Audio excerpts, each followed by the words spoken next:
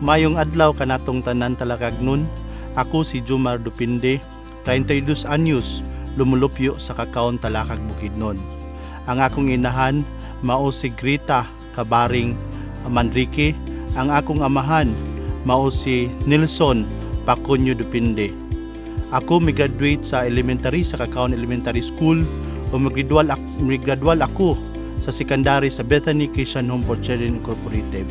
Migraduate sab ako sa BS in Criminology sa Cagayan de Oro Pinma Education Network, and migraduate ako usab sa Institute of Cooperative and Bio Development sa UP Los Baños, Manila.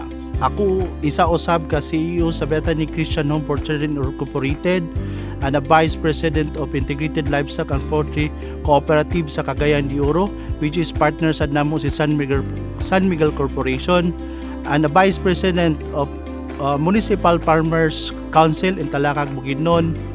Gikan sa criminology nahimo akong mag-uuma sa 14 ka tuig na ako'y gamay nga farm na ay baboy, manukan ug bakahan sa kakaon. Akong gitagaag pagtagad og importansya mao kini ang agrikultura alang makatabang kita sa katawhan, kay nakita nato nga ang talakag 70% mag-uuma, ug ako nagtuo nga kung ang mag-uuma tagaan og pagtagad sa gobyerno labi na sa ilang panginahanglanon, kini maabot ang panahon nga di na sila mutuktok didto sa gobyerno kung unsay ilang kalamidad nga maabot sa ilang kinabuhi, kay ila nang makaya matagaan og pagtagad ang ilang kaugalingon, matagaan na nilag saktong edukasyon ang ilang mga anak, ug kini usab makahatag usab og trabaho sa mga tawo nga nanginahanglan og trabaho sa atong lungsod. Ang talakag usab na ila isip usa ka food basket nga mo-produce og high value nga vegetable sa tibuok region, dili lang sa atong region ug nag-supply sab kini sa uban nga region nga nakahatag og pagkaon sa tagsa-tagsa natong